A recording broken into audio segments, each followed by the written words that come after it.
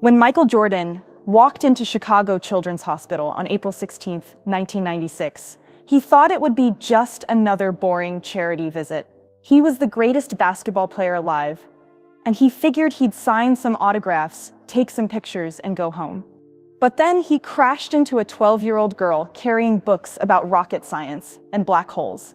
Her name was Zara Chen, and she had an IQ of 230, higher than Einstein's 160. She looked like any other sick kid, but she was about to change Michael's life forever. What Michael didn't know was that this girl had been studying him for months. She knew his schedule, his personality, and exactly where he would be walking that day. Their accident wasn't an accident at all. But why would a dying genius spend her final weeks planning to meet a basketball player? And what secret was she hiding that would shock Michael Jordan and the entire world? Michael Jordan walked through the bright hallways of Chicago Children's Hospital, his famous sneakers squeaking softly on the clean floors.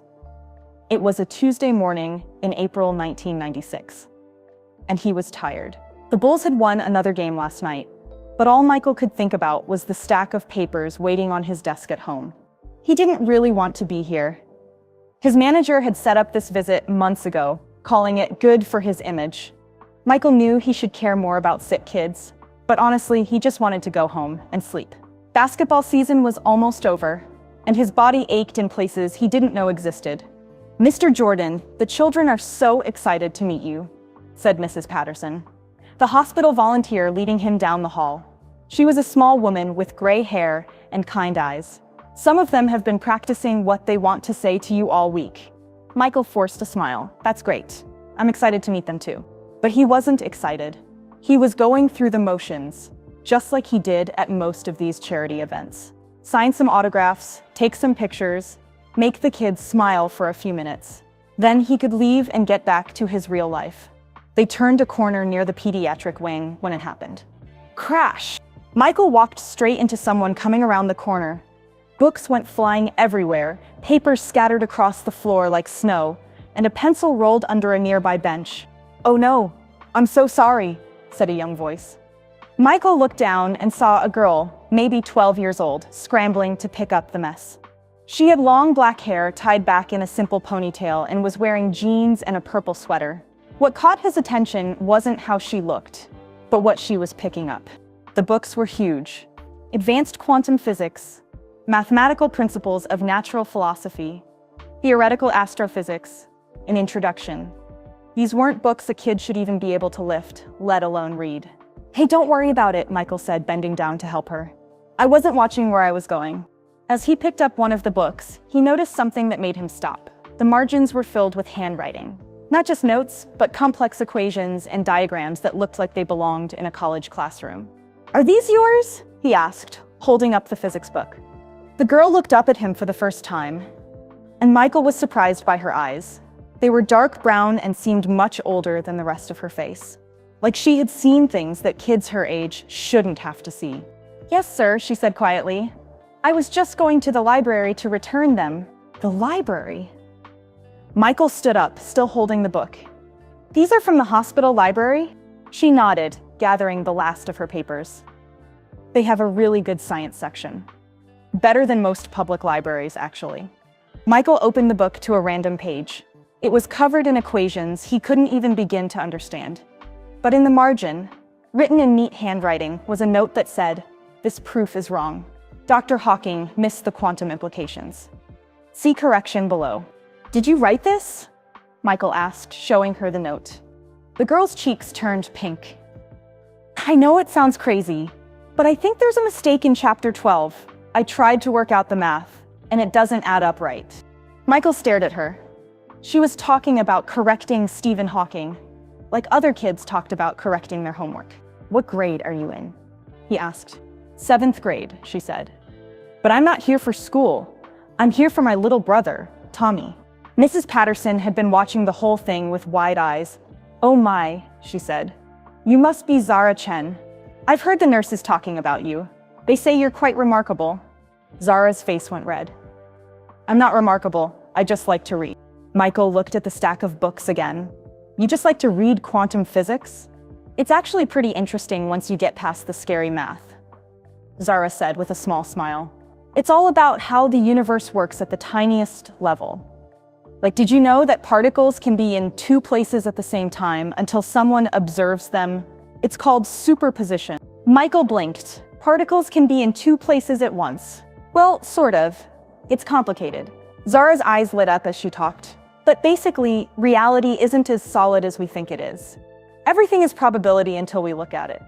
Kind of like basketball, actually. Like basketball? Yeah. When you shoot the ball, it exists in all possible paths until it either goes in or misses. The act of shooting collapses all those possibilities into one reality. Michael had never thought about basketball that way, or thought about anything that way. Really. How old are you? He asked. 12. I'll be 13 next month.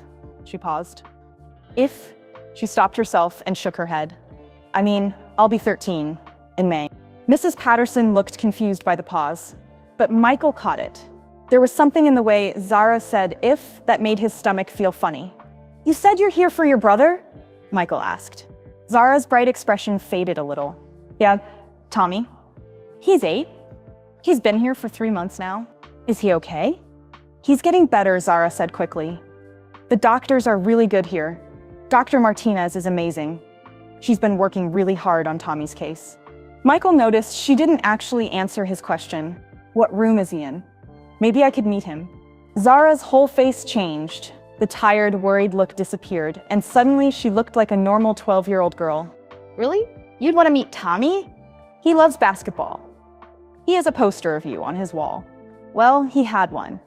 Mom had to put it away because it made him too excited to sleep. Of course I'd like to meet him, Michael said.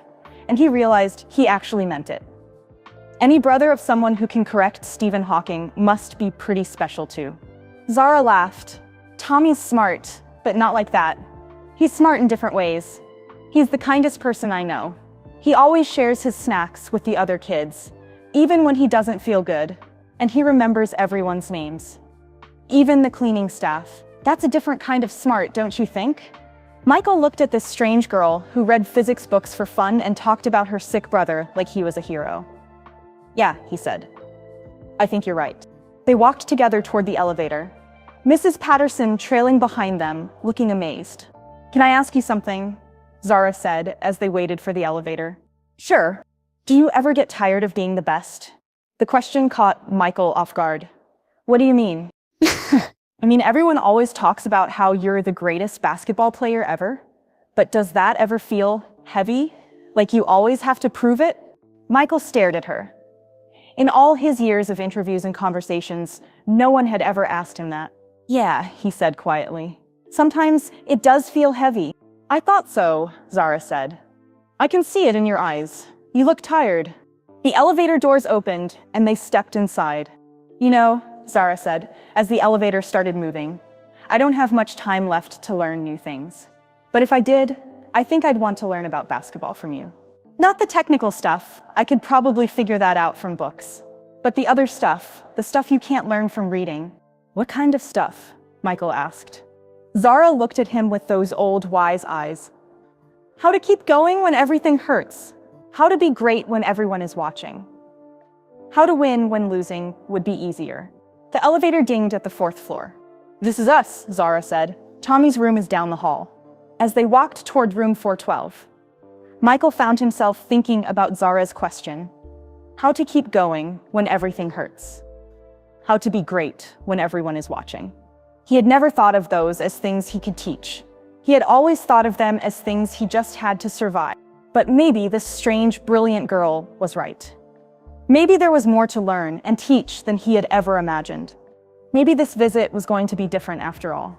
Michael followed Zara down the hospital hallway, noticing how the nurses smiled and waved at her like she was part of the family. She waved back, calling most of them by name. Hi, Miss Rodriguez. How's your daughter's soccer game going? She called to a nurse pushing a cart of medicines. They won 3-2. Thanks for asking, sweetheart, the nurse called back. Zara helped my daughter with her math homework last week, Miss Rodriguez explained to Michael. Calculus, in high school. This one's special. Zara's cheeks turned pink again. I just like helping. she said quietly. They stopped at room 412.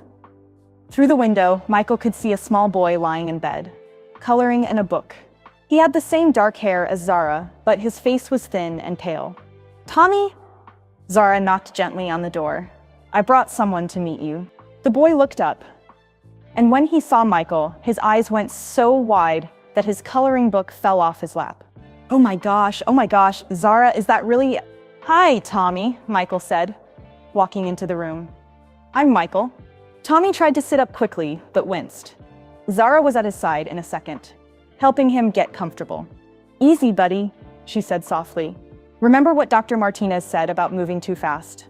Michael watched how gentle Zara was with her brother. She fixed his pillows and handed him his water cup without him even asking, like she had done it 1,000 times before. "Mr. Jordan," Tommy said, his voice full of wonder. "I can't believe you're really here. I watch you on TV all the time." "Well, when I'm allowed to. Sometimes the games are too late." "Tommy stays up past his bedtime to watch basketball," Zara said with a smile. "I have to make deals with the nurses to let him." "What kind of deals?" Michael asked. "If I help the other kids with their homework, Tommy gets to stay up for the fourth quarter," Zara explained. "It's a fair trade." Michael looked around Tommy's room. The walls were covered with get-well cards from his classmates. There was a small bookshelf filled with picture books and a few of Zara's science books. On the bedside table was a chess set. "You play chess?" Michael asked Tommy. "Zara taught me," Tommy said. "She's really good. She beats everyone." "I wouldn't say everyone," Zara said modestly. "Yes, you do. You beat Dr. Martinez." "And she went to Harvard." Michael picked up one of the chess pieces. "How long have you been playing?" "Zara started teaching me when I got here," Tommy said. "She said chess would help me think about strategy instead of being scared." Michael looked at Zara. "Smart." "Tommy's the smart one," Zara said. "He learned all the moves in 2 days. It took me a week when I first started." They spent the next hour talking and laughing. Tommy showed Michael his coloring books and told him about the other kids on the floor. Michael found himself actually enjoying the conversation. These weren't fake smiles or forced politeness. Tommy was genuinely excited, and Zara was genuinely happy to see her brother happy. When visiting hours were almost over, Michael started to say goodbye, but Zara stopped him. "Mr. Jordan, can I ask you something?" "Sure." "Everyone says you never back down from a challenge. Is that true?" Michael raised an eyebrow. "I guess." "Why?" "I have a challenge for you. But it's not about basketball." Tommy giggled. Zara loves challenges. She's always making up puzzles and games. "What kind of challenge?" Michael asked. Zara looked serious. "I want to teach you something that will make you better at basketball than you've ever been. But first, you have to prove you can learn like a beginner again." Michael was intrigued. "What do you mean?" "Most people think they know everything once they become good at something. They stop learning. They stop being curious. They stop growing." "And you think I've stopped learning?" "I think you're so good at basketball that you might have forgotten what it feels like to be bad at something, to struggle, to fail over and over until you finally get it right." Michael crossed his arms. "So what's the challenge?" Zara smiled. And for the first time since he'd met her, she looked like a mischievous kid.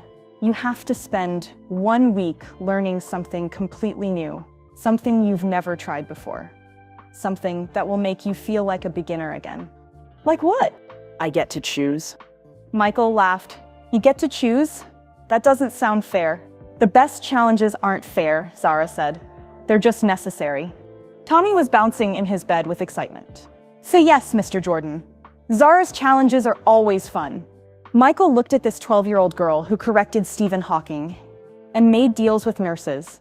She was staring at him with those wise eyes, waiting for his answer. "Okay," he said. "I accept. What do I have to learn?" Zara's smile got bigger. "Violin." "Violin?" Michael nearly choked. "You want me to learn violin?" "Yep. 1 week. I want you to learn to play one simple song. Nothing fancy. Just prove you can start from zero and build something beautiful." "Zara, I don't know anything about music. I can barely whistle." "Perfect," she said. "That's exactly the point." Michael looked at Tommy, who was grinning from ear to ear. "Your sister is crazy, you know that?" She's the best kind of crazy, Tommy said. She always knows what people need, even when they don't know it themselves. So do you accept? Zara asked. Michael thought about it. He had trained with the best coaches, worked with the smartest strategists, and learned from the greatest players in history. But he had never learned something completely outside his world, something that would make him vulnerable again. If I do this, he said, and I learn to play a song in 1 week, what do I get? You get to understand something about yourself that you didn't know before, Zara said. And I'll teach you the secret that will make you better at basketball. What secret? That's for after you learn the violin. Michael shook his head, smiling despite himself. You're not going to tell me what it is? Would you accept a challenge if you already knew the answer? She had a point. Fine, Michael said. I'll do it. But where am I supposed to get a violin? And who's going to teach me? There's a music teacher here at the hospital, Zara said. Mrs. Kim. She teaches the kids who are here for long stays. I already talked to her. She said she'd be honored to teach you. You already talked to her? What if I had said no? Zara shrugged. I knew you wouldn't. How did you know that? Because you're competitive and curious, and because deep down you know you need this challenge just as much as I need to give it to you. Michael stared at her. Why do you need to give it to me? For just a moment, Zara's confident smile faltered. She looked at Tommy, then back at Michael. Because I don't have much time left to teach people things, she said quietly, and I think you're someone worth teaching. Before Michael could ask what she meant. A nurse knocked on the door. Visiting hours are over, folks. Tommy needs his rest. As Michael said goodbye to Tommy, the boy grabbed his hand. Mr. Jordan, will you really learn violin for Zara? I promised, didn't I? Good, Tommy said. Zara keeps all her promises. She said she'd help me get better, and she has. She said she'd make sure I wasn't scared anymore. And I'm not. When Zara makes a promise, it always comes true. Michael looked at Zara, who was organizing Tommy's books on the shelf. I'll see you tomorrow, he asked her. Tomorrow's your first violin lesson, she said. Mrs. Kim is expecting you at 10 a.m. You're not going to be there. Oh, I'll be there, Zara said with a grin. I wouldn't miss watching Michael Jordan try to play violin for anything. As Michael walked out of the hospital, he found himself thinking about Zara's words. I don't have much time left to teach people things. What did that mean? She was only 12. She had her whole life ahead of her. Didn't she? Michael couldn't stop thinking about those words as he drove to the hospital the next morning. I don't have much time left. What did Zara mean by that? She was 12 years old. Kids that age had all the time in the world. Unless they didn't. He parked his car and walked through the hospital entrance, nodding to the security guard who recognized him from yesterday. As he took the elevator to the second floor, Michael realized his hands were sweating. When was the last time he'd been nervous about learning something new? Room 20 was at the end of the hall. Through the window, he could see a small Asian woman setting up music stands. She looked up when he knocked. Mr. Jordan, please, come in. I'm Mrs. Kim. She was probably in her 50s, with kind eyes and calloused fingers that told Michael she'd been playing music for a long time. Thank you for agreeing to teach me, Michael said. I have to warn you, I've never touched a violin in my life. Mrs. Kim smiled. Everyone starts somewhere. Even the greatest musicians played their first terrible note once. Where's Zara? She'll be here soon. She had to help Tommy with his morning routine first. Mrs. Kim picked up a violin case. But let's get started. The sooner you begin, the sooner you'll understand why Zara chose this challenge for you. She opened the case and lifted out a beautiful wooden violin. The wood was warm and golden, and it looked delicate enough to break if Michael breathed on it too hard. This is a violin, Mrs. Kim said. It's been making music for over 200 years. The person who made it put their heart and soul into every curve, every piece of wood. When you hold it, you're holding someone's life's work. Michael took the violin carefully. It was lighter than he expected, but felt incredibly fragile in his large hands.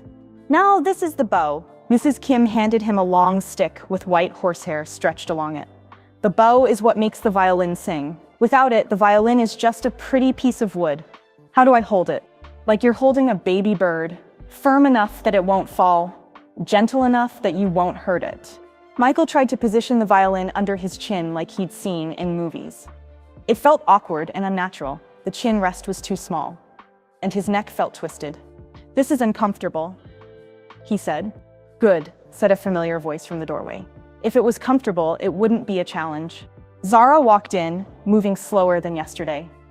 She looked tired, but she was smiling. "How's Tommy this morning?" Michael asked.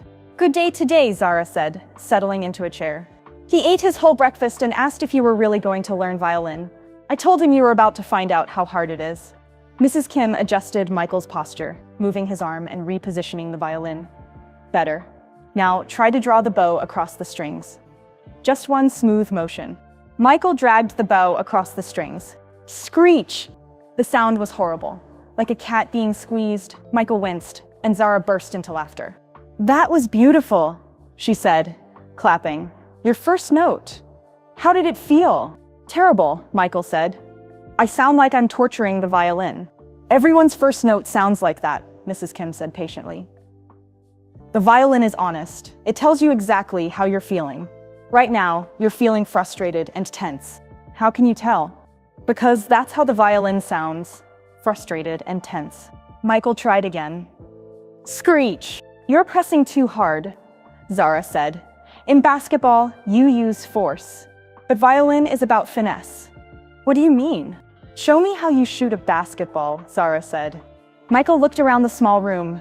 "Here, just the motion. Pretend you have a ball." Michael went through his shooting motion. Smooth, practiced, perfect. He'd done it thousands of times. "See how relaxed your shoulders are?" Zara pointed out. "How your wrist snaps softly at the end. That's finesse. You're not forcing the ball into the basket. You're guiding it." "The violin is the same," Mrs. Kim added. "You don't force music out of it. You guide it." Michael tried again, thinking about his basketball shot. This time, the screech was slightly less horrible. "Better," Zara said. "I could almost hear music in there somewhere." They spent the next hour working on just holding the violin properly and making smooth bow strokes. Michael made progress, but it was painfully slow. Every note was a struggle. His neck hurt, his shoulder ached, and his fingers felt clumsy and thick. "This is harder than I thought it would be," Michael said during a break. "Most things worth doing are," Mrs. Kim said. "That's why so few people stick with them. In basketball, if I practice something for an hour, I can usually see improvement," Michael said. "This is different." "How is it different?" Zara asked. Michael thought about it. "In basketball, my body knows what to do. The movements feel natural. This feels like I'm fighting against myself." "That's because you are," Zara said softly. "You're fighting against the part of you that needs to be perfect all the time. The part that's afraid to look foolish." "I don't mind looking foolish." "Yes, you do. You hate it. I can see it in your face every time you make a bad sound." Michael realized she was right. Every time the violin screeched, he felt embarrassed. Even though there were only 2 other people in the room, he felt like he was failing in front of an audience. "Why does that matter?" he asked. "Because learning requires you to be bad at something first," Zara said. "Really bad. Embarrassingly bad. And you haven't been embarrassingly bad at anything in a very long time." Mrs. Kim nodded. "When children learn violin, they don't worry about sounding bad. They just play. But adults are afraid of not being good right away." "But I'm not afraid of hard work," Michael protested. "No," Zara agreed. "You're not afraid of hard work. You're afraid of looking weak. There's a difference." Michael stared at her. "How do you know that?" "Because I've been watching you. Yesterday, when you helped me pick up my books, you were embarrassed that you didn't understand them. Just now, when you made your first bad note, you looked around to see if anyone was judging you. That's normal, isn't it? For most people, yes. But not for someone who wants to be truly great." "What do you mean?" Zara leaned forward in her chair. "Truly great people aren't afraid to be beginners. They're not afraid to look silly or make mistakes. They know that being bad at something is just the first step to being good at it." "And you think I'm afraid of that?" "I think you've been the best for so long that you've forgotten what it feels like to be worst." Michael picked up the violin again. "So what do I do about it?" "You play," Zara said simply. "You make terrible sounds. And you don't care. You let yourself be bad until you're ready to be good." Michael positioned the violin under his chin and drew the bow across the strings. Screech! But this time, instead of wincing, he smiled. "There," Zara said, clapping. That's the sound of someone who's not afraid to learn. Michael played another note. Still terrible, but somehow it felt different. Lighter. You know what I realized, he said. What? I haven't felt this challenged in years. In basketball, I know I can make almost any shot. But this, I have no idea if I'll ever be able to make this thing sound good. How does that feel? Mrs. Kim asked. Michael thought about it. Scary, but also exciting. Good, Zara said. Fear and excitement are the same feeling. The only difference is whether you run toward it or away from it. As the lesson ended, Michael found himself not wanting to leave. Yes, the violin was frustrating. Yes, he sounded terrible, but there was something addictive about the challenge. Same time tomorrow? Mrs. Kim asked. Definitely, Michael said. But Zara, can I ask you something? Sure. Why is this so important to you? Why do you care if I learn violin? Zara was quiet for a long moment. She looked out the window at the parking lot below, where people were going about their normal lives. Because, she said finally, I think you're going to need to remember this feeling someday. The feeling of being a beginner, of not knowing if you can do something, of having to trust the process instead of controlling it. Why would I need to remember that? Zara looked at him with those old, wise eyes. Because the biggest challenges in life aren't the ones where you already know you can win. They're the ones where you have to learn to be okay with not knowing how the story ends. As Michael walked back to his car, he found himself thinking about Zara's words. The biggest challenges were the ones where you didn't know how the story ended. He looked back at the hospital, wondering what challenges Zara was facing that he couldn't see, and why she seemed so determined to teach him lessons he didn't even know he needed to learn. 3 days later, Michael walked into the music room carrying his violin case. He had been practicing every morning in his garage, much to his neighbor's horror. The screeching sounds had gotten slightly better, but only slightly. Mr. Jordan, Mrs. Kim smiled as he entered. You look tired. I stayed up until midnight trying to play that scale you taught me, Michael said, setting down his case. I think I drove my cat crazy. You have a cat? Zara asked from her usual chair. She looked paler than yesterday, and Michael noticed she was wearing a hospital bracelet that she hadn't had before. Yeah, his name is Max. He used to love sitting in my lap, but now he runs away every time he sees the violin case. Zara laughed, but it sounded weaker than usual. Smart cat. Are you feeling okay? Michael asked, sitting down across from her. Just tired. Tommy had a rough night, so I didn't sleep much. Michael had learned over the past few days that Zara slept in Tommy's room most nights. The nurses had tried to give her a proper bed in another room, but she refused to leave her brother's side. Let's hear your practice, Mrs. Kim said. Michael took out his violin and played the simple scale they had been working on. It wasn't beautiful, but it was recognizable as music. No cats would be harmed by this performance. Much better. Mrs. Kim clapped. You're starting to trust the instrument. It's weird, Michael said. I'm beginning to understand what you meant about the violin being honest. When I'm tense, it sounds tense. When I relax, it sounds better. That's exactly right, Zara said. The violin can't lie. It shows everyone exactly what you're feeling inside. Is that why you chose this challenge? To teach me about being honest? Zara was quiet for a moment. Play that scale again, but this time don't think about the notes. Think about Tommy. Think about Tommy? Yeah. Picture his face when he laughs. Play for him.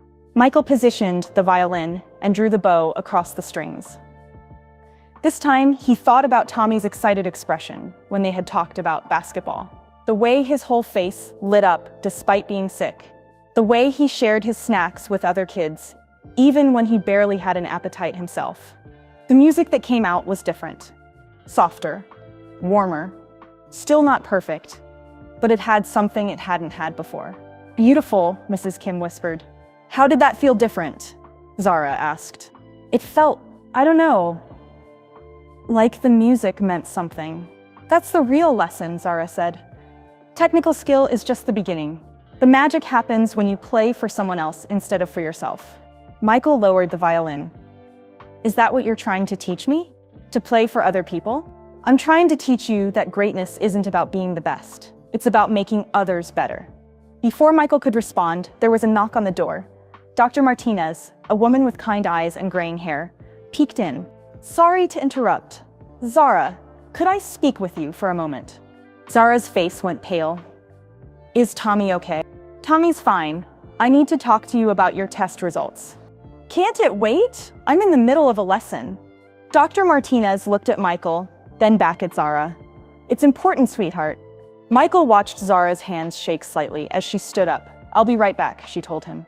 But 20 minutes passed, and Zara didn't come back. Michael and Mrs. Kim waited, making small talk about music and basketball. Finally, Michael couldn't stand it anymore. I'm going to check on her, he said. He found Zara and Dr. Martinez in a small office down the hall. Through the slightly open door, he could hear them talking. The treatment isn't working as well as we hoped, Dr. Martinez was saying gently. Your numbers are still declining, but Tommy's numbers are getting better, right? Zara asked. Yes, Tommy is responding well. But Zara, we need to focus on you too. Tommy comes first. He's only 8. He has his whole life ahead of him. So do you. You're 12 years old. Michael heard Zara sigh. Dr. Martinez, we both know that's not true. Tommy has a much better chance than I do. The experimental treatment works better for younger patients. Every resource we spend on me is a resource we're not spending on him. Michael felt like someone had punched him in the stomach. He leaned against the wall, trying to process what he was hearing. Zara, you can't think like that. I'm not being negative, I'm being logical. I've read all the research papers. I know the statistics. Tommy has a 70% chance of full recovery. I have maybe 30%. Maybe less. Michael's legs felt weak. He slid down the wall until he was sitting on the floor. That doesn't mean we give up on you, Dr. Martinez said. I'm not giving up. I'm just being realistic about my priorities. I want to spend whatever time I have left making sure Tommy gets better. And maybe teaching some other people some important things. Michael realized she was talking about him. After a few more minutes, he heard chairs scraping. He quickly stood up and pretended to be looking at artwork on the wall. Zara came out of the office with red eyes but a determined expression. When she saw Michael, she stopped. How long have you been standing there? Long enough, Michael said quietly. They walked back to the music room in silence. Mrs. Kim had packed up the instruments and left a note saying she would see them tomorrow. Zara, Michael said as they sat down in the empty room. Why didn't you tell me? Tell you what? That you're sick too, that you're a patient here, not just a visitor. Zara looked down at her hands. Because it doesn't matter. Of course it matters. No, it doesn't. I'm not doing this for me. I'm doing it for Tommy. And for you. For me? Why? Zara looked up at him with those wise, tired eyes. Because you have something most people don't have. You have a platform. Millions of people listen to you, watch you, care about what you do. So you can teach them what I'm trying to teach you, that real greatness isn't about personal achievement. It's about lifting other people up. Michael felt tears stinging his eyes. But what about you? What about your dreams? Your future? My future is making sure Tommy has a future. My dream is that he grows up knowing how much he's loved. Zara smiled through her own tears. And maybe my dream is also that the greatest basketball player in the world learns that his real superpower isn't his jump shot, it's his heart. Zara, Mr. Jordan, can I tell you something? The night I met you, I had been praying for a sign. I was so scared about Tommy, and I felt so alone. Then you bumped into me in that hallway, and you actually stopped to help. You didn't have to do that. You could have just kept walking. Anyone would have helped. No, they wouldn't have. Most people see a kid with a pile of books and they think, smart kid, she's got it figured out. But you saw me, really saw me, and you cared enough to ask questions. Michael remembered that moment, how something about Zara's eyes had made him want to know more. That's when I knew, Zara continued. I knew you were someone worth teaching. Someone who could take this lesson and share it with the world. What lesson? That intelligence isn't about how much you know. It's about how much you care. That strength isn't about what you can do for yourself. It's about what you can do for others. Michael reached over and took Zara's small hand in his large one. How long do you have? Dr. Martinez thinks maybe 2 months, maybe a little more if I'm lucky. And Tommy? Tommy's gonna be fine. The treatment is working for him. In 6 months, he'll be able to go home and be a normal kid again. Michael squeezed her hand gently. What can I do? Keep learning violin. Keep letting yourself be bad at something. Keep remembering what it feels like to need help. Why is that important? Zara smiled, and for a moment she looked like the brilliant, mischievous 12-year-old she was supposed to be. Because someday you're going to meet someone who needs help learning something.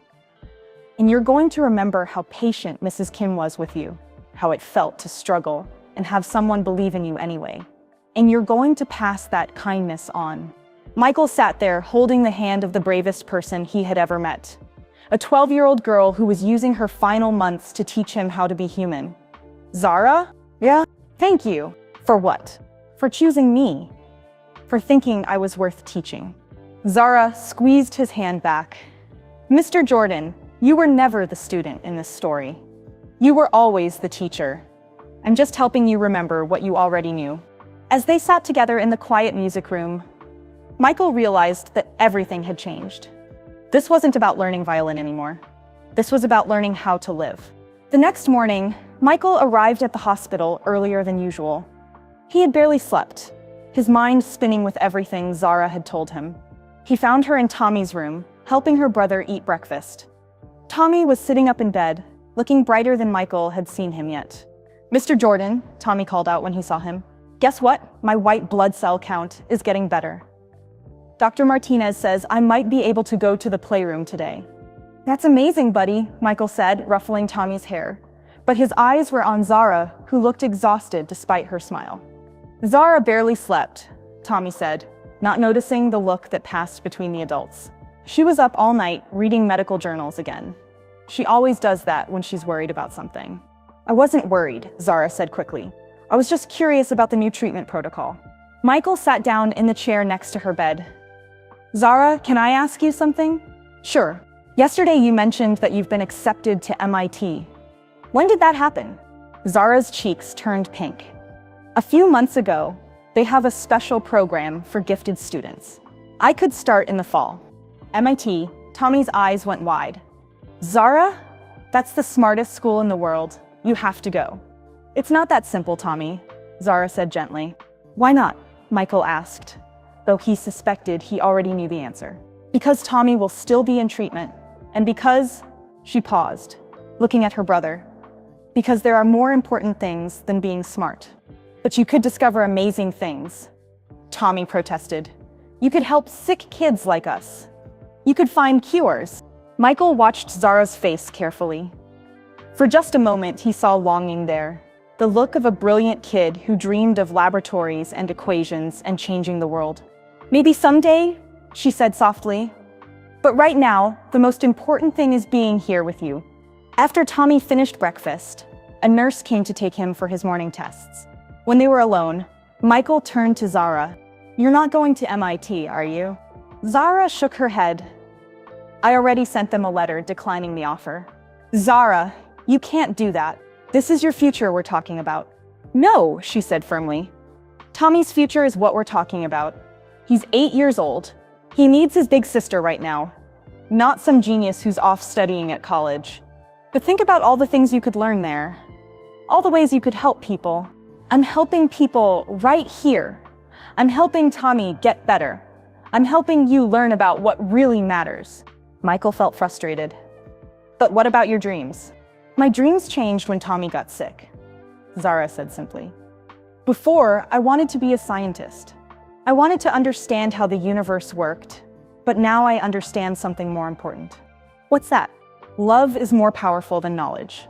Being there for someone is more important than being brilliant. Michael stared at her. Zara, you're 12 years old. You shouldn't have to choose between your future and your family. Everyone has to make choices, Mr. Jordan. The difference is that some people get more time to make them than others. They sat in silence for a moment. Michael thought about all the choices he had made in his life. Most of them had been about making himself better, stronger, more successful. When had he ever made a choice that put someone else's needs before his own dreams? Can I tell you something? Zara asked. Of course. When I first got sick, I was angry. Really angry. I had so many plans. I was going to study quantum physics and maybe win a Nobel Prize someday. I was going to solve the mysteries of the universe. That sounds amazing. It was amazing. In my head anyway. But then Tommy got sick too, and I realized something. All those mysteries I wanted to solve, they don't matter if the people you love are suffering. Michael felt something tight in his chest. So you gave up your dreams? No, I changed them. My new dream is that Tommy grows up healthy and happy. My new dream is that he gets to have all the adventures I might not get to have. What about you, though? What about what you want? Zara smiled, and it was the most peaceful expression Michael had ever seen on her face. I want Tommy to be okay. I want to spend whatever time I have left making memories with him. And I want to teach a few important lessons to people who can carry them forward. Like me, like you. Mr. Jordan, do you know what the most beautiful thing about quantum physics is? Michael shook his head. It's the idea that particles can be entangled.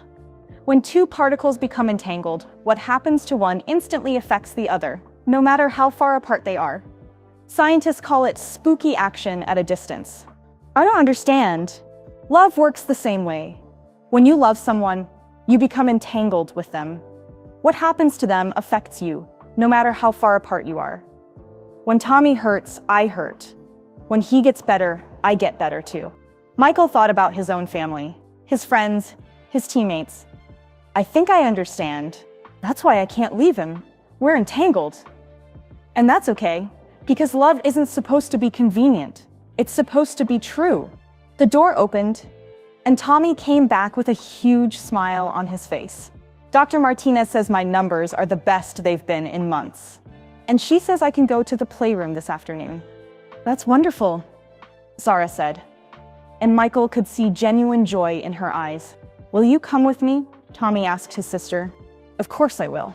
What about you, Mr. Jordan? Do you want to come to the playroom too?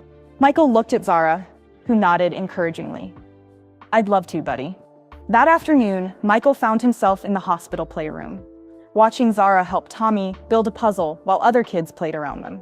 She was patient and encouraging, celebrating every piece Tommy got right and gently guiding him when he got stuck. Zara's the best big sister in the world, said a little girl with a bald head who was coloring nearby. She helped me with my math homework yesterday, and she always shares her snacks. She taught me how to play chess, added a boy with his leg in a cast. And she never gets mad when I make dumb moves. Michael watched Zara blush at the compliments. He realized that while he had been thinking of her as the girl who was giving up MIT, everyone else saw her as the girl who was always there to help. You know what I realized? Michael said to Zara as they watched Tommy successfully complete a difficult section of the puzzle. What? You're not giving up your future, you're just choosing a different one. What do you mean? I mean, you wanted to change the world through science, but you're changing the world through love. You're teaching Tommy how to be brave. You're teaching me how to be human. You're showing all these kids what it means to care about other people. Zara looked around the playroom at all the children she had helped over the past few months. I never thought about it that way. Maybe that's the real lesson, Michael said. Maybe being smart isn't about having all the answers. Maybe it's about asking the right questions. What's the right question? Michael watched Tommy's face light up as he placed another puzzle piece. Not how can I be great, but how can I help someone else be great? Zara smiled. I think you're finally starting to understand. Understand what? Why I chose you to teach. You already had the biggest heart. You just needed to remember how to use it. As they sat there, surrounded by sick children who were laughing and playing despite everything they were going through, Michael felt something shift inside him. For the first time in his life, winning championships didn't seem like the most important thing in the world. Making sure kids like Tommy and Zara felt loved and supported, that seems like the most important thing in the world. Zara? Yeah? Thank you for showing me what real strength looks like. What does it look like? Michael looked at her, a 12-year-old girl who had given up her dreams to take care of her little brother, who was using her final months to teach life lessons to a famous athlete, who was facing the greatest challenge imaginable with grace and wisdom. It looks like you, he said. The next morning, Michael woke up with an idea that wouldn't leave him alone. He made some phone calls, pulled some strings, and by afternoon, he was walking into Tommy's room with his entire Bulls starting lineup behind him. Tommy, Michael said, trying to contain his excitement, I brought some friends to meet you. Tommy looked up from his coloring book and nearly fell out of bed. Standing in his doorway were Scottie Pippen, Dennis Rodman, Steve Kerr, and the rest of the Chicago Bulls. "No way," Tommy whispered. "No way, no way. We heard there was a pretty special kid here who needed a team captain for our next practice," Scottie said with a grin. Dennis Rodman, his hair bright green that week, sat down on Tommy's bed. "So what do you say, Captain? You want to help us run some plays?" Tommy looked at Zara, who was sitting in her usual chair by the window. She was smiling, but Michael noticed she looked more tired than yesterday. The treatments were getting harder on her. "Is this real?" Tommy asked his sister. "It's real, buddy," she said softly. "Mr. Jordan arranged all this just for you." Michael had brought a miniature Bulls uniform in Tommy's size, complete with the number 23 and Captain Tommy on the back. When Tommy put it on, he looked like the happiest kid in the world. "Can Zara come too?" Tommy asked. "She's the one who taught me everything about basketball strategy." "Strategy?" Steve Kerr raised an eyebrow. "What kind of strategy?" "Show them, Zara," Tommy said excitedly. Zara looked embarrassed. "Tommy, they don't want to hear about." "Yes, we do," Michael said. "Show us." Reluctantly, Zara pulled out a notebook filled with diagrams and equations. "I was just trying to understand the mathematics of basketball. Like, what's the optimal angle for a free throw? How does physics affect shooting percentage from different distances?" Scottie looked over her shoulder at the complex calculations. "This is incredible. You figured all this out yourself?" "It's just math," Zara said, blushing. "Everything in the universe follows mathematical patterns. Even basketball." "Even basketball," Dennis repeated, shaking his head in amazement. "Kid, you're going to change the world someday." Michael saw Zara's smile flicker for just a moment. "Maybe," she said quietly. They spent the next 2 hours in the hospital's small gymnasium. Tommy, wearing his captain uniform, helped demonstrate plays while Zara explained the mathematical principles behind each strategy. The Bulls players were amazed by her insights and Tommy's enthusiasm. "You know what's funny?" Steve Kerr said to Michael as they watched Tommy try to teach Dennis Rodman about proper shooting form. "That kid knows more about the game than some players I've met." "His sister taught him well," Michael replied. "She's something special, isn't she? I've never met a 12-year-old who understands advanced physics and basketball strategy." Michael watched Zara helping Tommy adjust his shooting stance. She was being patient and encouraging, just like always, but he could see the exhaustion in her movements. "Yeah," he said. "She's the most special person I've ever met." When it was time to leave, Tommy didn't want to say goodbye. "Can you come back tomorrow?" he asked the team. "We have a game tomorrow night," Scottie explained. "But how about this? You're officially our honorary team captain now. That means we'll dedicate every game to you for the rest of the season." "Really? Really? And after we win the championship, we're bringing you the trophy to see." Tommy's eyes filled with happy tears. "Zara, did you hear that? They're going to bring me the championship trophy." "I heard, buddy," Zara said, hugging him tight. "That's amazing." As the team started to leave, Michael hung back. He wanted to talk to Zara alone, but she looked so tired he wasn't sure she could handle a serious conversation. "Mr. Jordan," she said softly, "can I tell you something?" "Of course. Today was the best day Tommy's had since he got sick. Thank you for giving that to him. Thank you for teaching me that some things are more important than winning games." Zara looked out the window at the parking lot where the Bulls players were getting into their cars. "Do you really think you can win the championship this year?" "We have a good shot." "Why?" "Because I won't be here to see it." The words hit Michael like a punch to the chest. "Zara, I had another meeting with Dr. Martinez this morning. The treatment isn't working for me. I have maybe 6 weeks left." Michael felt the room spinning. 6 weeks? Maybe 8 if I'm lucky, but probably 6. What about experimental treatments? What about other doctors? I have money, I can...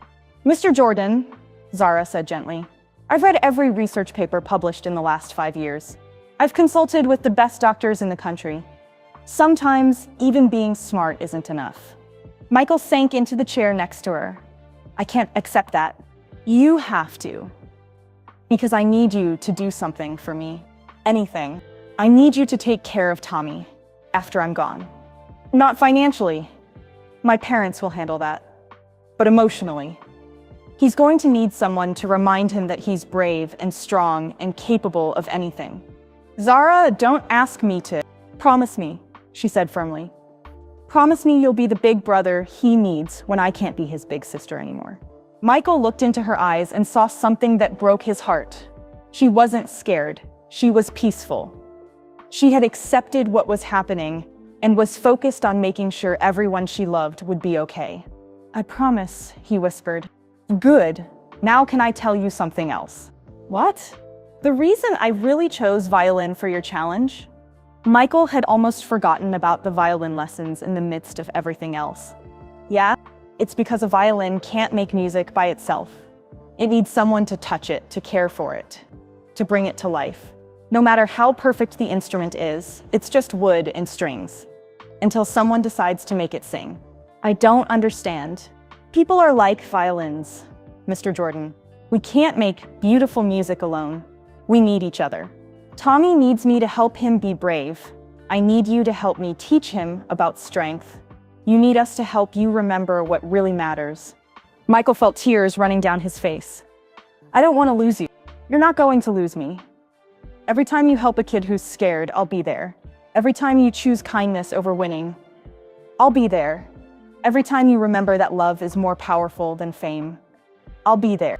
She reached over and took his hand. "Besides, you still have to finish learning violin. Mrs. Kim says you're almost ready to play a real song."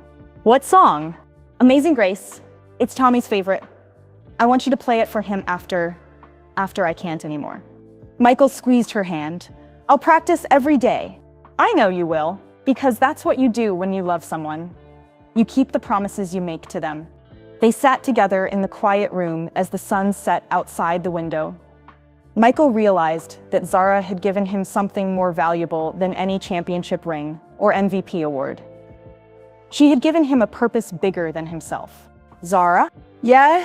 "When people ask me about my greatest victory, I'm not going to tell them about basketball games." "What are you going to tell them?"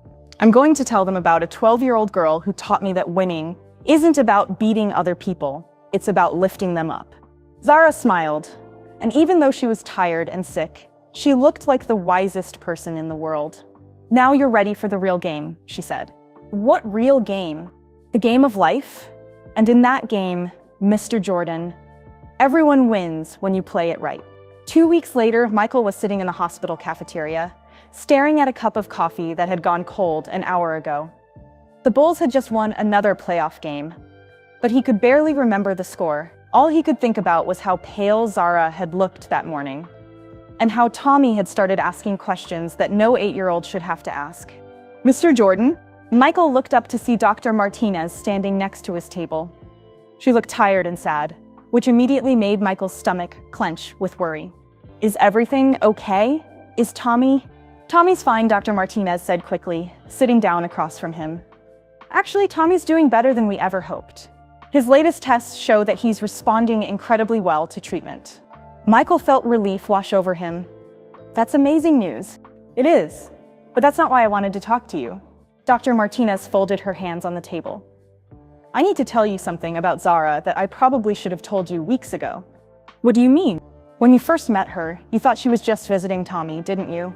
"Yeah, until I found out she was sick too." Dr. Martinez shook her head. "Mr. Jordan, Zara isn't just sick. She's been my patient for almost a year. She was diagnosed months before Tommy." Michael felt confused. "I don't understand." She said Tommy got sick first. "No, Zara got sick first. When we found out Tommy had the same genetic condition, Zara asked us not to tell him. She didn't want him to know that she had been sick longer. She wanted him to think they were going through it together at the same time." "Why would she do that?" "Because she knew that if Tommy understood how much worse her condition was, he would blame himself. He would think he was the reason she couldn't get better." Michael's mind was racing. "But that's not true, right? Her condition isn't worse because of Tommy." Dr. Martinez was quiet for a long moment. "Mr. Jordan, there's something else you need to know. Something that makes this even more complicated." "What?" "There's an experimental treatment that has shown promise for this condition, but it's extremely rare and expensive. We only had enough for one patient." Michael felt like the world had stopped moving. "What are you saying?" "I'm saying that when the treatment became available, we had to choose between giving it to Zara or giving it to Tommy. The treatment works better in younger patients. So medically, Tommy was the obvious choice. But Zara could have fought for it. She could have argued that she was there first. She could have, but she didn't. The moment she found out Tommy was sick too, she insisted that he get the treatment. She wouldn't even let us consider giving it to her.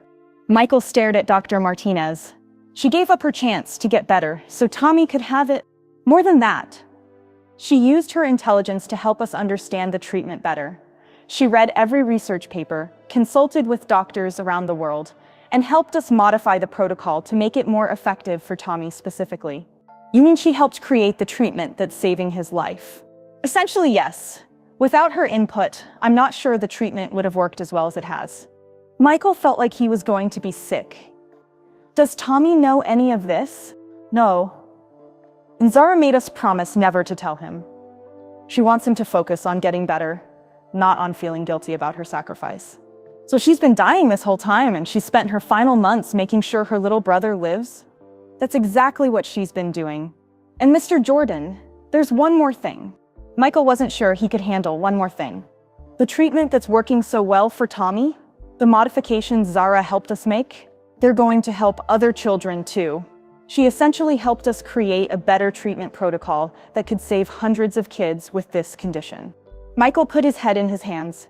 So she gave up her own life to save Tommy. And in the process, she figured out how to save other kids too?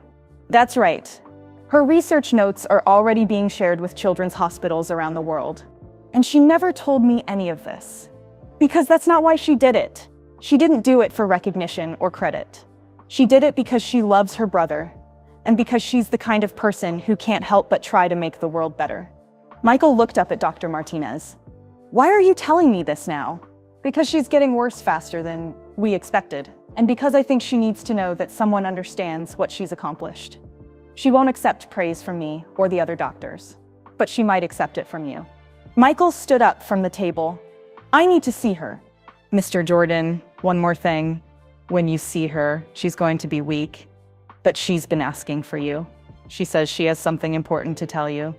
Michael practically ran to Zara's room. She was lying in bed, hooked up to more machines than he had ever seen before. But when she saw him, she smiled. Mr. Jordan, perfect timing. I was just thinking about you. Zara?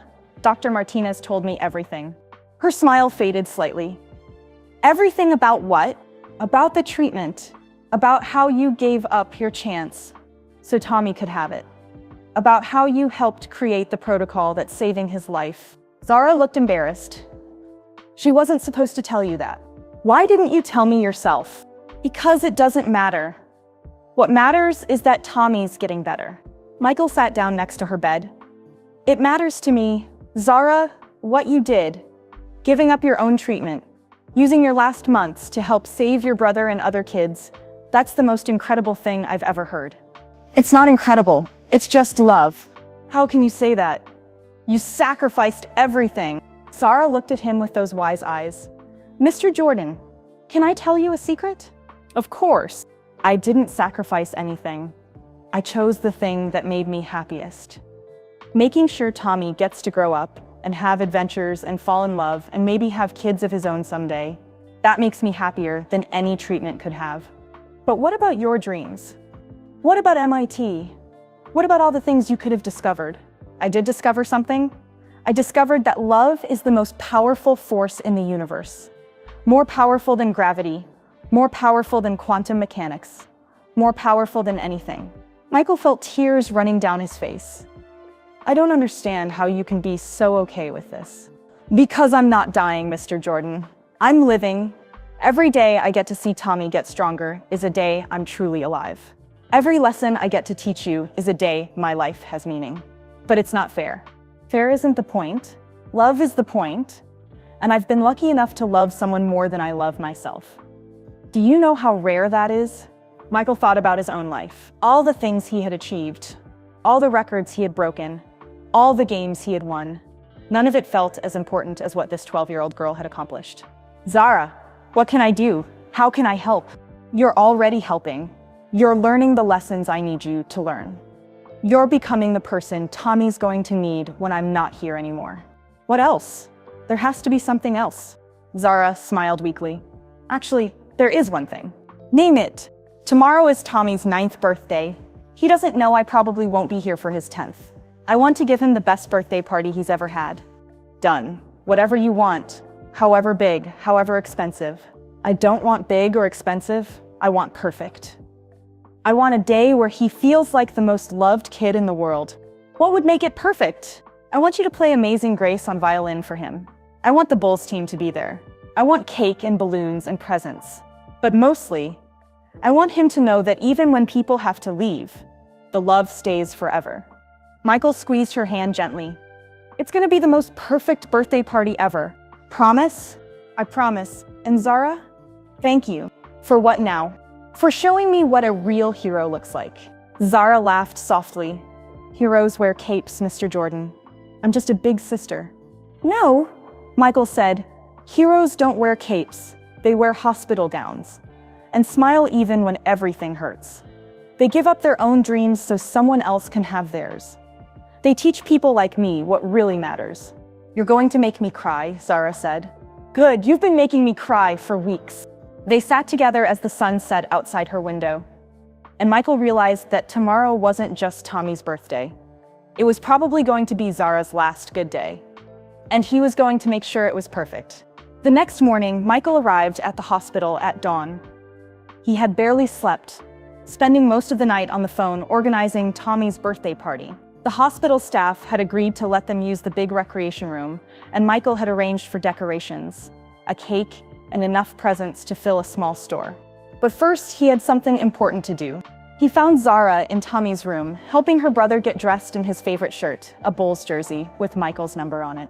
She looked weaker than yesterday, but she was smiling as she fixed Tommy's collar. Happy birthday, buddy, Michael said, walking into the room.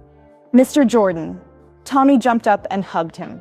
Zara says you planned something special for me. We planned something special, Michael corrected, looking at Zara. Your sister did most of the work. I just made a few suggestions, Zara said modestly. Can I see? Can I see what it is? Tommy bounced with excitement. After breakfast, Zara said firmly, birthday boys still need to eat their vegetables. While Tommy ate, Michael pulled Zara aside. How are you feeling? Like I want to make this the best day of Tommy's life, she said. That's all that matters today. Zara, I need to tell you something. What? Michael took a deep breath. Last night, I called my lawyer. I'm setting up a foundation. The Zara Chen Foundation for Rare Childhood Diseases. Zara's eyes went wide.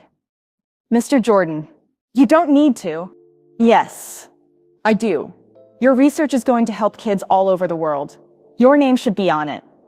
People should know what you accomplished. But I don't want people to feel sorry for me. They won't feel sorry for you.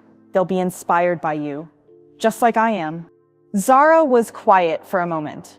What will the foundation do? Fund research for rare diseases like yours and Tommy's. Help families who can't afford treatment. And teach people what you taught me, that real greatness is about helping others. That sounds perfect, she said softly. But can I ask for one thing? Anything. Make sure Tommy knows that he's part of it, that his recovery is going to help other kids get better too. I want him to understand that his story matters. I promise. After breakfast, they made their way to the recreation room. Tommy gasped when he saw what Michael and Zara had created. The room was filled with blue and red balloons, Bulls colors. There was a huge cake shaped like a basketball, and a table covered with wrapped presents. But the best part was the people waiting for him. The entire Bulls starting lineup was there, along with Mrs. Kim, Dr. Martinez, and all the nurses who had taken care of Tommy and Zara. Even some of the other kids from the hospital had been invited. This is the best birthday party ever, Tommy shouted, running to hug each of the basketball players. We have a special presentation for the birthday boy, Scottie Pippen announced. He handed Tommy a framed jersey with signatures from every player in the NBA. This is from everyone in the league, Dennis Rodman explained. They all wanted to wish our honorary team captain a happy birthday. Tommy stared at the jersey with tears in his eyes. I can't believe this is really happening. Believe it, buddy, Michael said. You deserve all of this and more. They spent the next hour playing games, eating cake, and opening presents. Tommy got books and toys and games, but his favorite gift was a small basketball signed by the entire Bulls team. This is going to go right next to my bed, he told Zara, so I can see it every night before I go to sleep. That's perfect, Zara said, hugging him tight. Then Michael stood up. Tommy, there's one more present, but this one is from your sister. From Zara? But she already gave me that book about space. This is a different kind of present, Michael said. He walked over to the corner where Mrs. Kim had set up a music stand. He picked up his violin. Mr. Jordan, are you going to play music? Tommy asked excitedly. I'm going to try. Zara taught me that sometimes the most important gifts are the ones that come from the heart, even if they're not perfect. Michael positioned the violin under his chin. His hands were shaking slightly, and not just from nerves. This moment meant everything to Zara, which meant it meant everything to him. He began to play Amazing Grace. It wasn't perfect. There were a few scratchy notes, and his timing wasn't quite right in some places. But it was filled with love. Every note was played for Tommy, for Zara, for everyone in that room who had shown him what really mattered. When he finished, the room was completely silent. Then Tommy started clapping, and everyone else joined in. That was beautiful, Mr. Jordan, Tommy said, wiping tears from his eyes. That's the best present anyone's ever given me. Michael looked at Zara, who was crying too. It was your sister's idea, he said. She's the one who taught me how to play. Zara teaches everyone everything, Tommy said proudly. She's the smartest person in the world. Yes, she is, Michael agreed. As the party wound down and people started to leave, Michael found himself alone with Zara and Tommy. Tommy was playing with his new basketball, practicing his shooting form like Zara had taught him. Zara, Michael said quietly, there's something I need to ask you. What? If something happens to you, if you can't be here anymore, what do I tell Tommy? Zara watched her brother for a moment, seeing the joy and hope in his face. Tell him that love doesn't end when people go away. Tell him that I'll be with him every time he's brave, every time he's kind, every time he chooses to help someone else. What else? Tell him that his big sister was proud to know him, that watching him grow up was the greatest privilege of my life, and that he has everything he needs inside him to be amazing. Michael felt his throat getting tight. Zara, I don't know how to do this without you. Yes, you do. You've already learned everything you need to know. You know how to love someone more than yourself. You know how to be patient when someone is learning. You know how to keep promises even when they're hard. What if I mess up? Then you try again. That's what you taught me about violin, remember? Being bad at something is just the first step to being good at it. Tommy came running over to them.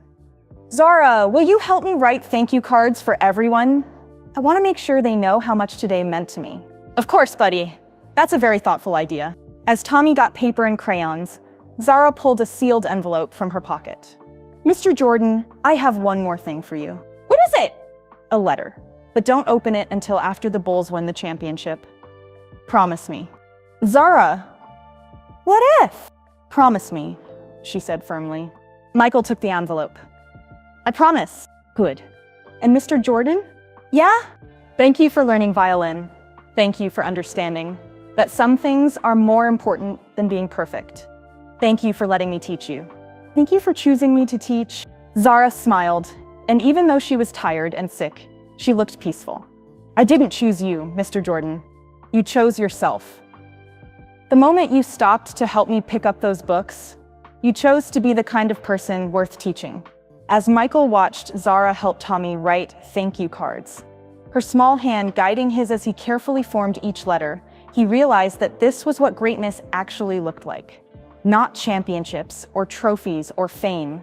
This, love in action. Sacrifice that came from joy, not duty. Teaching that changed the world one person at a time. Tommy's birthday party had been perfect, but Michael knew that the real gift hadn't been for Tommy. It had been for him. Zara had given him one last lesson in how to live, how to love, and how to carry forward the most important things when the people who teach them to you can't be there anymore. Mr. Jordan, Tommy called out, in my thank you card to you, should I write about the violin or about how you're going to be my big brother now? Michael looked at Zara, who nodded encouragingly. Write about both, buddy, Michael said. Because both of those things are promises I'm going to keep for the rest of my life. 2 weeks after Tommy's birthday party, the Chicago Bulls were in the NBA Finals. It was the biggest series of Michael's career, but all he could think about was room 412 at Chicago Children's Hospital. Zara was dying. The doctors had moved her to a special room with more machines and round-the-clock nurses. She slept most of the time now, and when she was awake, talking was hard for her. But she still insisted on helping Tommy with his homework every afternoon, even if it was just listening to him read aloud. "Michael, you need to focus," Coach Jackson said during practice the day before Game 6. "I know what's happening at the hospital is difficult, but the team needs you present." "I know, Coach. I'm trying." "Are you? Because you missed 3 easy shots today and forgot 2 plays we've been running all season?" Michael knew Coach Jackson was right. His body was on the basketball court, but his mind was with a 12-year-old girl who was fighting the hardest battle of her life. "Maybe I should sit this one out," Michael said. "Is that what she would want you to do?" Michael thought about Zara's words. The biggest challenges are the ones where you don't know how the story ends. She wouldn't want him to quit. She would want him to play, to fight, to remember everything she had taught him. "No," he said. "She'd want me to play like everything depends on it." "Then do that. Play for her."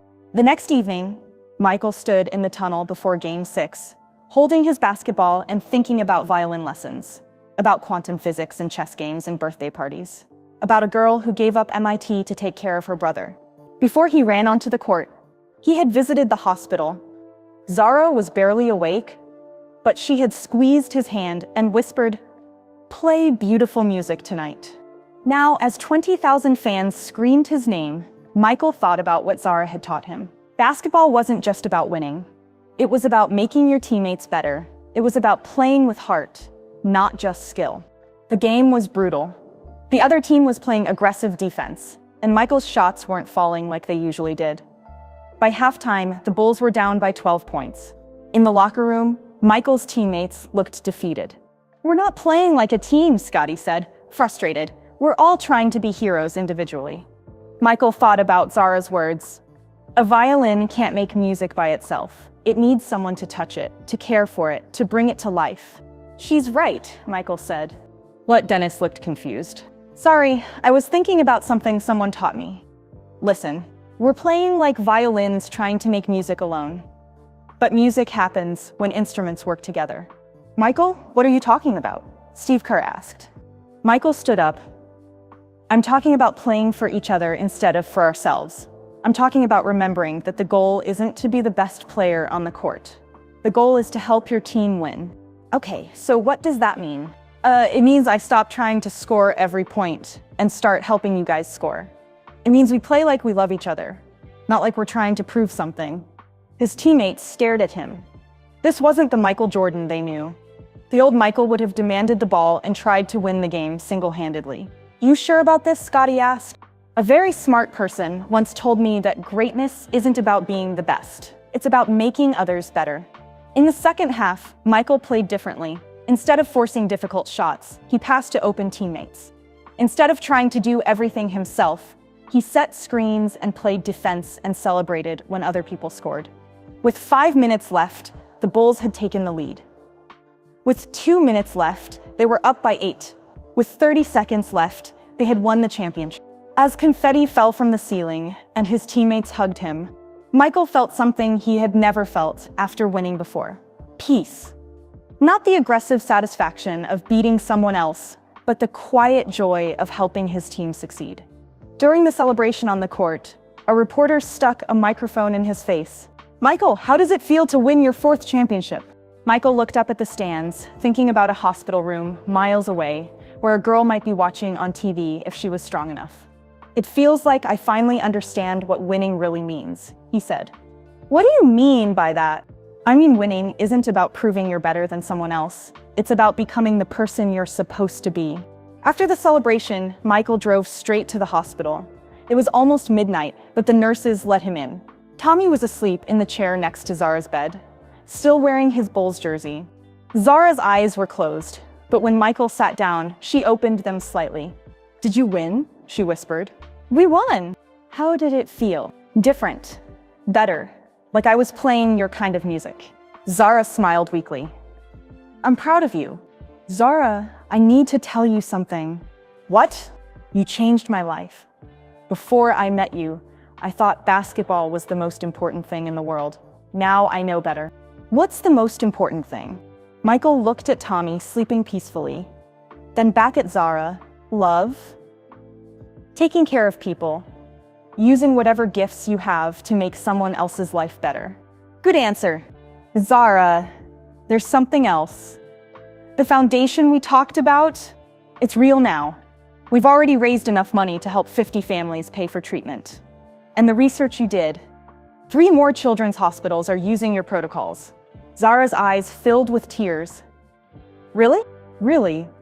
Your work is going to save lives, Zara. Lots of lives.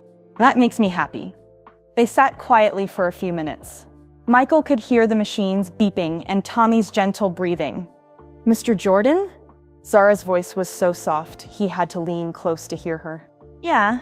Remember what I told you about quantum entanglement? How particles stay connected no matter how far apart they are? I remember. You and Tommy are entangled now. And you and I are too. Distance won't change that. Time won't change that. I know. Promise me you'll remember that when you miss me. I promise. Zara closed her eyes, but she was still smiling. Thank you for learning violin. Thank you for playing beautiful music tonight. Michael stayed until dawn, watching Zara sleep and listening to Tommy's quiet breathing. Outside the window, he could see people starting their normal days, going to work, walking their dogs, buying coffee, living their lives without knowing that one of the most extraordinary people in the world was fighting her last battle just a few floors above them. When the morning nurse came to check on Zara, Michael quietly woke Tommy. Hey, buddy. How are you feeling? Tommy stretched and yawned. Good. Did you really win the championship last night? We did. I knew you would. Zara said you were going to play different than usual. She said you were going to play like you finally understood the secret. What secret? Tommy looked at his sleeping sister with pure love in his eyes. The secret that basketball is just like life. You win when you help other people win too. Michael ruffled Tommy's hair. Your sister is the smartest person I've ever met. I know, Tommy said proudly. She taught me everything I know about being brave. As Michael left the hospital that morning, he realized that winning the championship felt different because he was different. Zara had taught him that trophies and rings and MVP awards were just objects. The real victory was becoming someone worthy of the love and trust that people placed in you. He thought about the sealed letter in his pocket, the one Zara had made him promise not to open until after they won. Tonight, when he got home, he would finally read her final lesson. But somehow, he already knew what it would say. Because Zara had been teaching him all along, and the most important lessons weren't written in letters. They were written in the way you treated people, in the way you used your gifts to lift others up, in the way you loved someone enough to let them change who you were supposed to be. 3 days later, Michael sat in his living room at 2 a.m., staring at the championship trophy on his coffee table. The celebration parties were over, the interviews were done, and the city had finally gone quiet. But he couldn't sleep. Zara had passed away that morning. It happened peacefully, just like she had lived. Tommy had been reading her a story about space adventures, and she had smiled and closed her eyes, and simply left. Dr. Martinez said it was the most gentle passing she had ever seen. Michael had been there within minutes. He held Tommy while the 8-year-old cried. And he made sure Zara looked peaceful and beautiful, just like she would have wanted. Then he kept his promise. He took Tommy home with him for the night, making sure the boy wasn't alone. Tommy was sleeping now in Michael's guest room, clutching the basketball the Bulls team had signed for his birthday. Before bed, he had looked at Michael with red eyes and said, "She's still with us, right? Like she promised?" "She's still with us," Michael had assured him. Always. Now, sitting alone in the dark, Michael pulled out the envelope Zara had given him. His hands shook as he opened it. Inside was a letter written in her careful handwriting, along with something else that made his breath catch. A newspaper clipping from 6 months ago. The headline read, "Local girl genius accepted to MIT at age 12. But it wasn't the headline that shocked Michael. It was the photo. It was Zara standing in front of a computer, smiling at the camera. But she looked completely healthy. Her cheeks were full, her eyes were bright, and there was no sign of the illness that would soon take her life. The date on the newspaper was from before Tommy got sick. Before she got sick. Michael's hands trembled as he read the letter. Dear Michael, by the time you read this, you'll know the truth about my condition. But here's something you don't know yet. I lied to you about something important. I didn't just happen to bump into you that day in the hospital hallway. I chose you. 6 months ago, when I first got my diagnosis, I did what I always do when faced with a problem. I researched. But I wasn't just researching medical treatments. I was researching you. I read every interview you'd ever given. I watched hours of game footage. I studied your career, your personality, your history. I learned about your competitive nature, your drive to be the best, and most importantly, your capacity for growth. You see, I knew from the beginning that my condition was terminal. The doctors gave me maybe a year, probably less. I also knew that Tommy would eventually get sick too. The genetic markers were all there. But here's what the doctors didn't know. I had a plan. I realized that my intelligence, my IQ of 230, not 210 like I told you, could be used for something much more important than winning Nobel Prizes. I could use it to find the one person who had the platform, the influence, and the heart to carry my message to millions of people. That person was you. I spent weeks planning our accidental meeting. I knew your charity schedule. I knew which hallway you'd walk down, and I knew exactly what time you'd be there. I scattered those physics books on purpose, Michael. I made sure you'd have to stop and help. Everything I did after that, the violin lessons, the chess games, the birthday party, it was all designed to teach you the most important lesson in the world, that greatness isn't about personal achievement. It's about how much you lift others up. I knew that if I could change you, you would change countless others. Every interview you give from now on, every young athlete you mentor, every sick child you visit, you'll remember what I taught you about what really matters. My IQ told me this plan would work. My heart told me it was worth trying. Tommy doesn't know any of this, and he never should. In his mind, his big sister fought as hard as she could and loved him until the end. That's true. But it's not the whole truth. The whole truth is that I used my final months to conduct the most important experiment of my life, proving that one person's wisdom can ripple through millions of lives when taught to the right messenger. You were my messenger, Michael, and you were perfect. I know this might make you angry. You might feel used or manipulated. But please understand, everything I told you about love being more powerful than knowledge was true. Everything I taught you about making others better was real. My feelings for you and Tommy were genuine. I just also happened to be smart enough to know that love needs strategy to change the world. The violin lessons taught you humility. The birthday party taught you sacrifice. Tommy taught you unconditional love. And I taught you that intelligence without kindness is worthless. Now you're going to take these lessons and share them with everyone you meet. You're going to create foundations that help sick children. You're going to mentor young athletes differently than anyone has before. You're going to show the world that heroes aren't defined by what they achieve, but by what they give. You're going to prove that my experiment worked. Tommy is going to be fine. The treatment I helped develop has a 90% success rate for his age group and condition. He's going to grow up, knowing that basketball stars can have the biggest hearts, and that being loved is more important than being perfect. One last thing. I never told you my real reason for choosing violin. Yes, it's because instruments need each other to make beautiful music. But it's also because a violin can create the most beautiful sound in the world, but only when someone who cares takes the time to learn how to play it properly. You are my violin, Michael, and I spent my final months teaching you how to make the most beautiful music possible. Thank you for letting me teach you. Thank you for learning. Thank you for proving that even the greatest athlete in the world can become something even better, the greatest human being he can be. Watch over Tommy. Love him like he's your own brother. And remember, we're quantum entangled now. Every kind thing you do, I'll feel. Every life you change, I'll be part of. Your teacher, your friend, and now your guardian angel, Sarah. P.S. The foundation you're creating? It's going to help over 10,000 children in the next decade. I've already done the math. Michael read the letter 3 times before the words fully sank in. Zara hadn't just been teaching him random lessons about life. She had orchestrated everything. She had chosen him, studied him, and then systematically transformed him from a great athlete into something more, a great human being. She had used her extraordinary intelligence not to cure her own disease, but to cure something bigger, the disease of selfishness that prevented people from reaching their full potential for goodness. Michael thought back to every conversation, every lesson, every moment they had shared.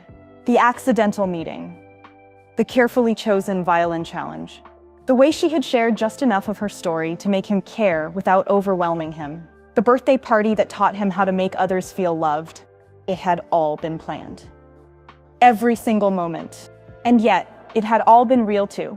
Her love for Tommy was genuine. Her kindness to other children was authentic.